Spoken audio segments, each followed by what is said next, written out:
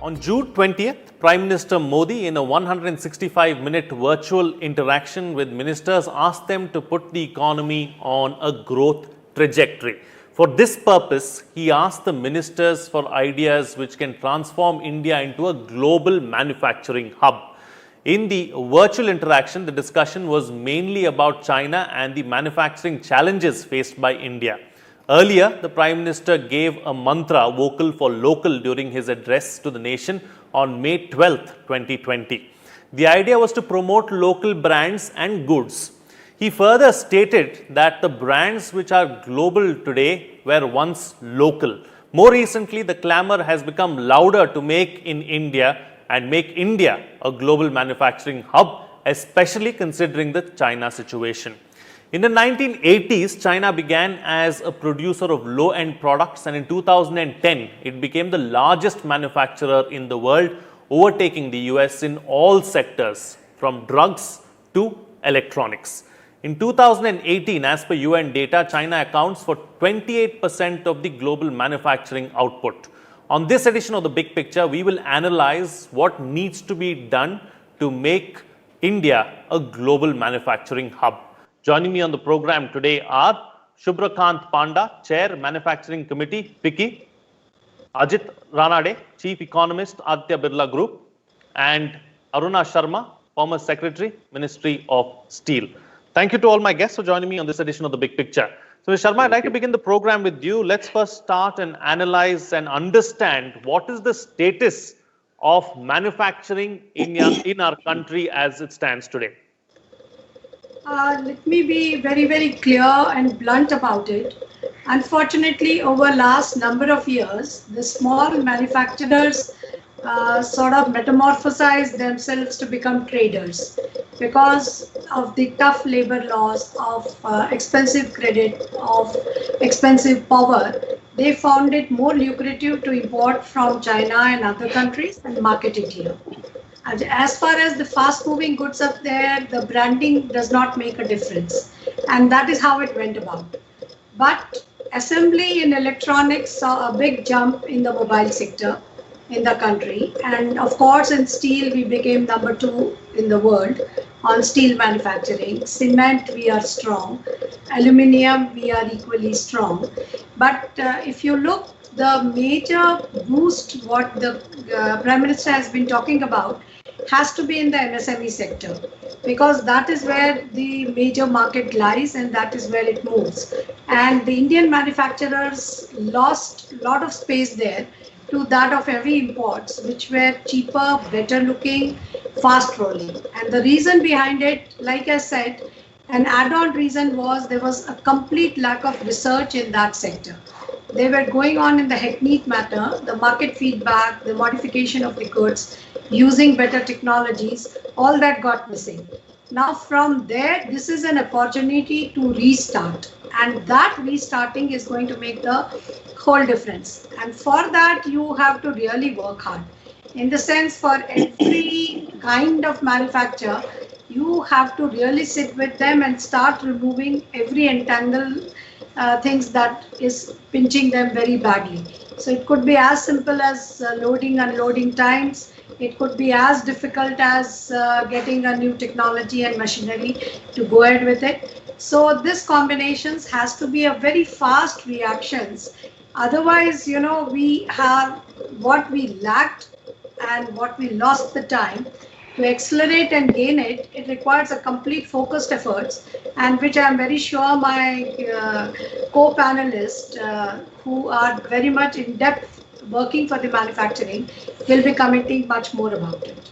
Absolutely. Let me go across to them now and open the floor up to them as well, and let's hear their point of view really as far as making India a global manufacturing hub is concerned.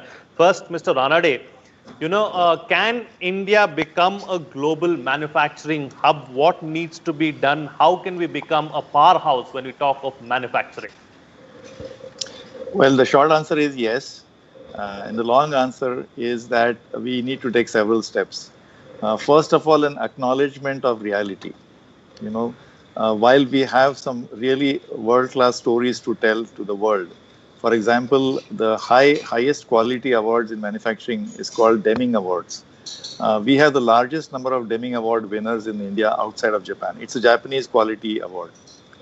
Then if you look at the success of our automobile industry, the small car, India has virtually become like a small car hub, and one of the most successful operations of company Maruti Suzuki actually comes from India.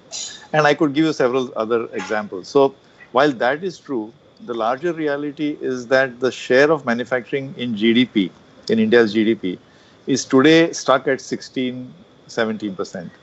But this number in 1991, the year of our great liberalization and industrial delicensing, was also 16%. So over 30 years, we have not managed to move the needle from 16, 17% higher. The national aspiration, as per the national manufacturing policy, is to go to 25%. So, we need to acknowledge what is, I think Dr. Sharma referred to some of them. We have success stories, so we need to learn from our own success stories, and we need to learn from other success stories. The most recent examples which have joined the race in the global, manufacturing competitiveness are countries like Vietnam and Bangladesh also in certain sectors like garments. So Vietnam is especially a very, very pertinent example. It's a country with 100 million people. Just 10, 12 years ago, it actually started from a very, very low base. But in a variety of sectors, whether it's electronics, whether it's assembly, whether it's garments, chemicals, it has really shown it's possible to have a sustained growth of almost 12 to 14% for a period of 10 years. What we need to do is, I think, four things. Let me just quickly identify four things. I think Dr. Sharma referred to a few of the handicaps. Number one is that we need to recognize that our strengths lie in labor costs and productivity skills.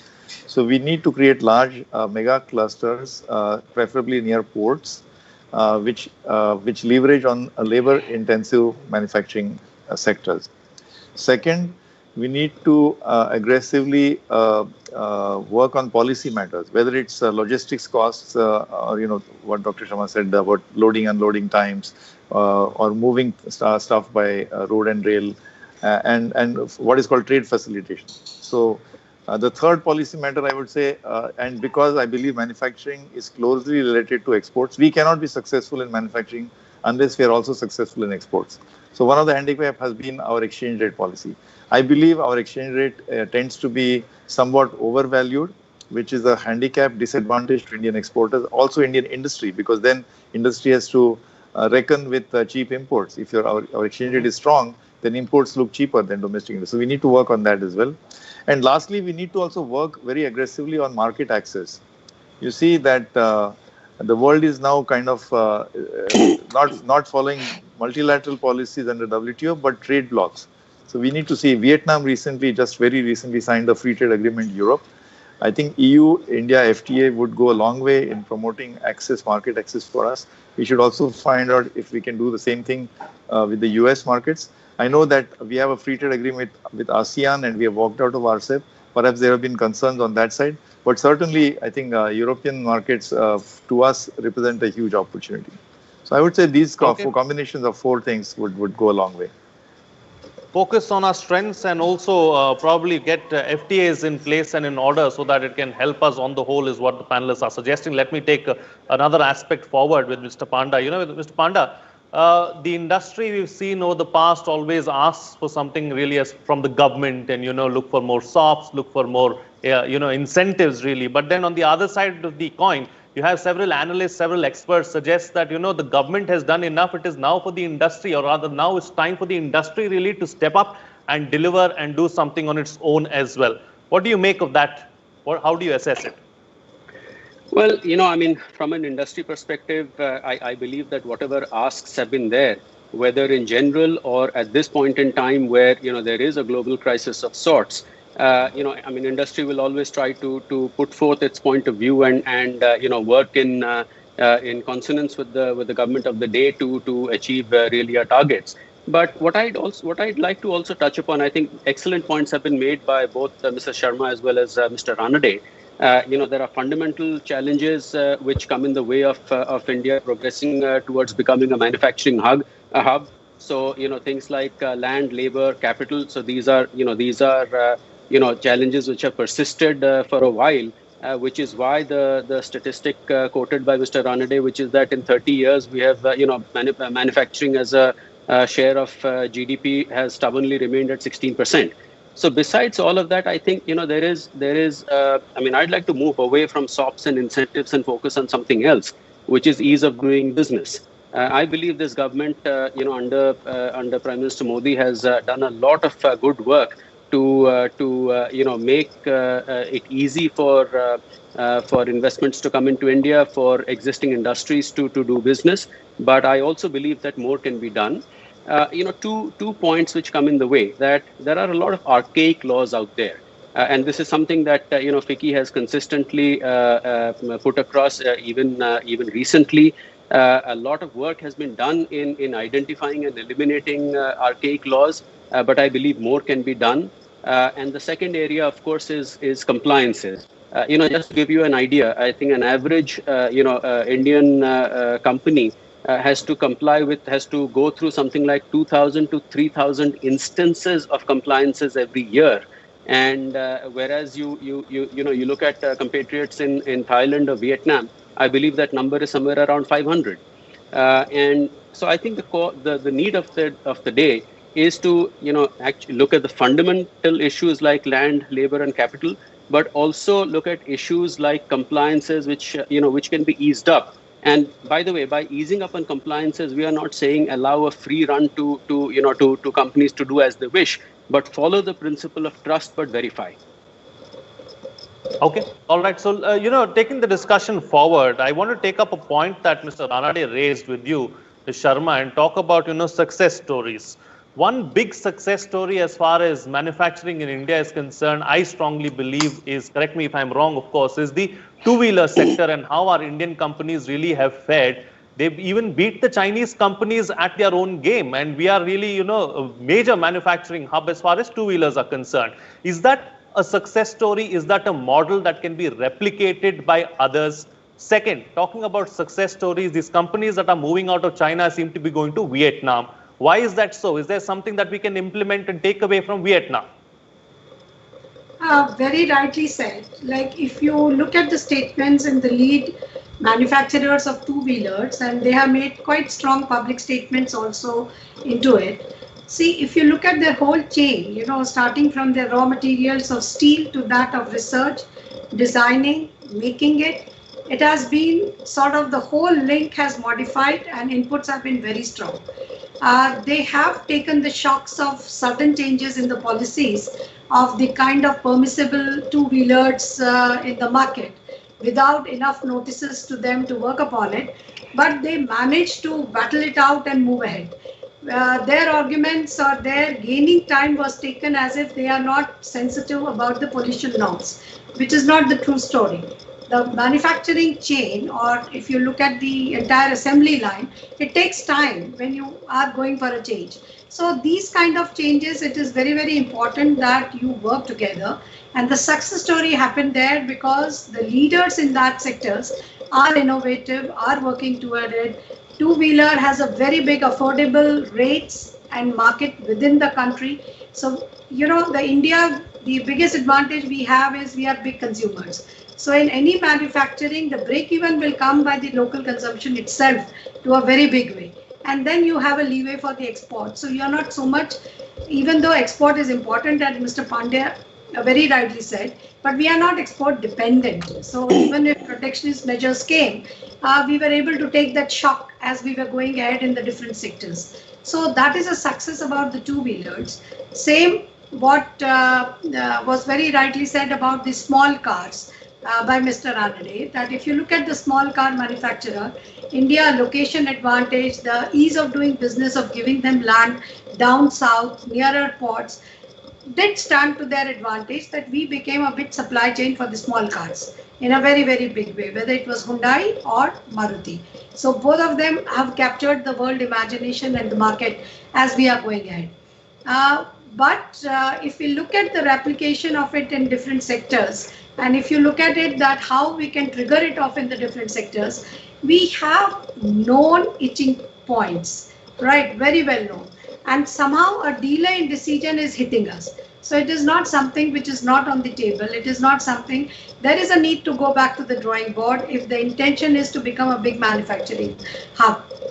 The compliances. So compliances, if you look at it, it's quite based on mistrust, completely. If you look at the GST regime, so many applications, so many forms, starting from monthly, now shifting to quarterly, not shifting to quarterly, all these debates is hitting the MSMEs who can't afford to have a chartered accountant extra cost, who can't afford to go in for it, but they adopted digital very fast because it was a cost saving. So it's not that they don't like technology or they are not open to absorb what new is coming. What they want is a little hand holding to them. And that is where you have seen very good results if you're going for it. Like India, if you look at it, our fast moving goods, like I said before, it got completely captured. Now garment, if you see why Bangladesh became one, it's Indian investors in Bangladesh. So you have to introspect, there is something wrong in ease of doing business. Why were they tempted to go to Bangladesh and not have the same thing, maybe in eastern lines of India? We didn't, we prefer to cross the borders. So that is very, very important. And like you rightly said, the industries we thought of moving out of China, not actively moved. Very few have moving out. Others, the commerce is overtaking the politics. The Japanese companies want to stay back in China. So those who are moving out, why Vietnam is preferable? It's very simple. It's a single window, just walk through understandable laws, simple English, and that's what makes a difference. And that is where the sectors where somebody literally thought of resolving point by point issue, we saw growth in that sector.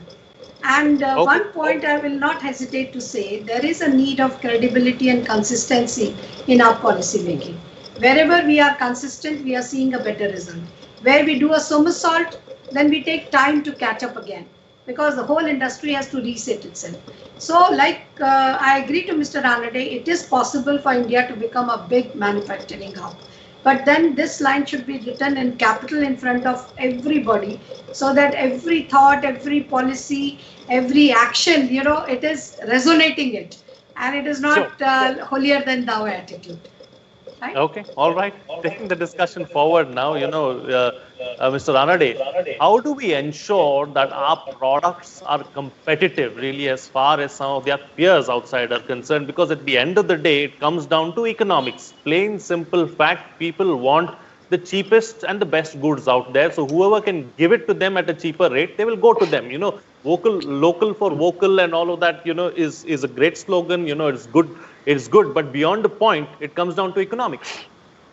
Absolutely. I think you hit the nail on the head, Mr. Frank, that actually one key metric here is what is called R&D. Now, research and development is the responsibility not merely of the government, not merely of public sector companies, but also private sector companies. India's R&D spend in industry as a percentage of GDP is 0.7%. Our peer countries themselves, even Vietnam, they are spending almost 2%. What to speak of countries like Israel and some of the European countries? I don't even go there. So we need to at least double, not triple, I would say. We are spending 1.54 lakh crores, of which much of it is coming from the public sector. This needs to go up to 6 lakh crores. You see, you talked about competitiveness and quality. This cannot happen unless we make a commitment to R&D. The fantastic discussion we had about the two-wheelers, because what we forget is there was a whole ecosystem of developing ancillaries, developing the suppliers, the partnership with the Japanese quality movement. Let's not forget the Japanese have played a role in our evolution of the two-wheeler industry. But R&D was a very, very important part of it. So we have to spend more money on R&D. Now, what is required to promote R&D? It's not only tax policies. It has to go all the way up to our education system. Much more partnership between industry and academia. See, academia tends to be by themselves. We don't see enough academic industry partnerships in terms of projects, in terms of collaborations. And let's not forget that quality will come by competing in the exporting markets. I would say, as far as exports are concerned, there has to be a three-way partnership. Our diplomatic missions abroad, our industries ministry taking the lead along with other interministerial group, and our industry chambers like FICCI and CII. You know, Mr. Panda and I, we are members of the industry association. So this three-way combination, the diplomatic missions should reach out to investors in those countries who are interested in setting up R&D facilities here. Our ministry should take the lead, industry ministry, and our industry association will connect small and medium enterprises and companies to this effort. By the way, the Prime Minister's Economic Advisory Council has recommended that we set up 3,500 R&D hubs, export-oriented R&D hubs in the country. So I think if I have to give one short answer to your question about quality and cost, and ultimately the consumer is the final judge. I would just like to end by quoting Mr. Tim Cook, who is the chief executive of Apple, which is the most valuable company in the world. So, Apple turnover from China, despite all the height of the US-China trade war, there's so much heat and friction. But Apple turnover from China is $220 billion, $220 billion, of which $185 billion is exports from China. And he was asked, how come you're still in China? He said, I'm in China not for the low cost. I'm in China for the quality and the talent. So when you have that here, investors will come here for sure. So we need to promote that whole system and culture. I think R&D, Absolutely. academia, industry linkage is the key. We need an entire ecosystem really, and we need a systemic change if we need to become a global manufacturing hub, is what Mr. Ranade is suggesting. Taking the discussion forward now, Mr. Panda, you spoke about archaic laws in your opening remarks. Now, this is something that always comes up when we talk about manufacturing, this issue of labor laws and the entire, labor issue that we have. Your thoughts on that, and do you believe that we need major labor reforms as well if we have to become the kind of manufacturing hub and that the Prime Minister dreams for us? Yes, I do. So let me split up the archaic laws into two sections. One is more fundamental, such as labor laws, and that is something that will take a little bit of doing. But you can skin the cat in many different ways. I mean, for example, the fixed employment policy, which has come into place a couple of years ago, is a very good move, because when we talk about labor reform and labor laws, the immediate hue and cry is about hire and fire policy. I don't think it necessarily boils down to hire and fire. I mean, it can be looked at in different ways. How do you provide flexibility to industries to scale up employment when there is demand, and not be stuck with a high level of employment if there is a downturn of any sort? That is the essential aspect of it. So yes, I mean, if you Mr. Ranade talked about a cluster approach to manufacturing, ideally located next to ports, so that logistics are simple and all of that. I mean, if we take that concept a little bit forward and say that, look, how do we, at least in those clusters, make labor laws a little bit little less onerous, while of course ensuring that adequate protection is there so that no one is exploited. The second aspect that I would like to get into, in as much as archaic laws are concerned, is there are a whole host of other laws and compliances besides labor laws. And I mean, there are some outright archaic ones. I mean, we have recently come across something while doing a research paper, that there is actually a rules dating back to 1963, I believe, which is called the Maternity Benefits for Circus and Mines rules. I mean, why is that there in the statute in the first place, right? But even if you look at something like the Factories Act, which is really now the all-encompassing approach to regulating how industrial establishments run. I mean, there are myriad provisions in there, such as how many times urinals should be whitewashed in a year, and the answer, by the way, is 4. And what is the capacity of the buckets required to fight fire, which is 9 liters. So we have to get away from that prescriptive approach to allowing a little flexibility. I endorse the point that Arunaji made about that there is a mistrust in when laws are formulated, which is why I use that famous terminology of trust but verify, because there are lots of inspections and approvals which are given on a quarterly basis, on an annual basis. Now, I firmly believe that that is something that can move towards self-certification, with a random check, so that nobody is misusing the provision of self-certification to have an unsafe operation which is going on, and have exemplary punishment if somebody is misusing that freedom. But we really have to move from mistrust to an approach of trust but verify. Okay, time now to get closing comments from all my guests with the best way forward. I've got limited time on the program, 3 minutes left. So in 1 minute each, I'm going to get closing comments from all my panelists, starting first with you, Ms. Sharma. Best way forward. The best way forward is that be very clear that yes, it is possible. And to be possible, what all boxes are to be ticked should be ticked. And those boxes has to be very introspective, not defensive, and aiming towards getting it. There are 10 sectors which I have identified where we have a holistic approach. So whether we become the highest producer in agriculture, whether the second one we go for a step up, value addition in the rural India itself.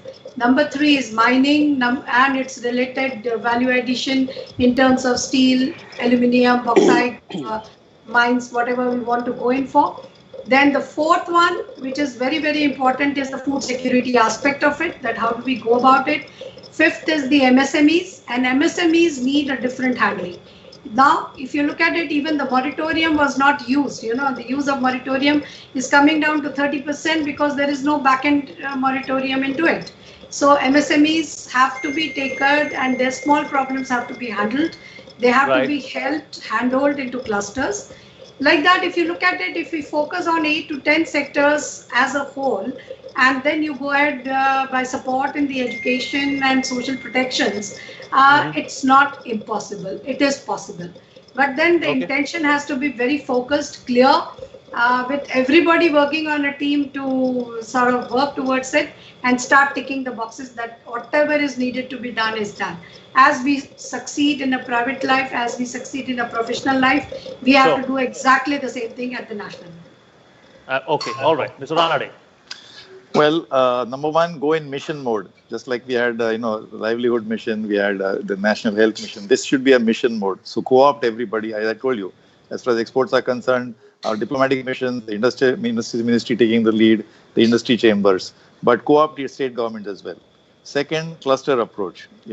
Locate close to the ports and labor-intensive sectors. Number 3, which is agriculture, textiles, even tourism, which is not really manufacturing, but it's labor-intensive. Leather, footwear, garments. Number 3, please don't be aware of the exchange rate policy. Let it not become our disadvantage. And number 4, R&D. Let's not forget the importance of R&D. If necessary, the CSR law allows companies to spend on R&D, but not all activity is covered. Let's expand that thing completely. Let's aim to double R&D from 0.7 to 1.4%. And lastly, just like for ease of doing business, we went from rank 142 to rank 63. It was also a mission mode. Let's make it a mission mode to increase our share of manufacturing from 17% to 20% in the next 3 years. All right. And Mr. Panda, close the show for us with a quick concluding remark. A lot of policy prescriptions have been made. Let me add one more, which is focus on Atmanirbhar Bharat, which is what the Honorable Prime Minister has asked for. I don't see that as being protectionist. I see that as going into mission mode to ensure that we in a targeted manner look to become more self-reliant. And I think there's a huge difference between being protectionist and being self-reliant, and the latter is what we are aiming for. And to give you just one example, it's abominable that with one of the world's largest reserves of coal, we are still importing coal. So, you can start at something very basic like that. We don't even have to talk about moving up the value chain. That can come, 6 months later, a year later. But we have to move into an overdrive approach to see that, where is it that we can easily, painlessly switch over to being self-reliant and use that as a basis for growth. Okay, all right. On that note, then I'll call it a wrap on this edition of The Big Picture. Thank you to all my guests for joining me on the program and putting things into perspective for us. What's coming out of this discussion is that we need to focus on our strengths and learn from our success stories. We need to make well thought out and just the basic decisions like ensuring that our plants are located close to ports, thereby saving a lot of money on transportation and other aspects.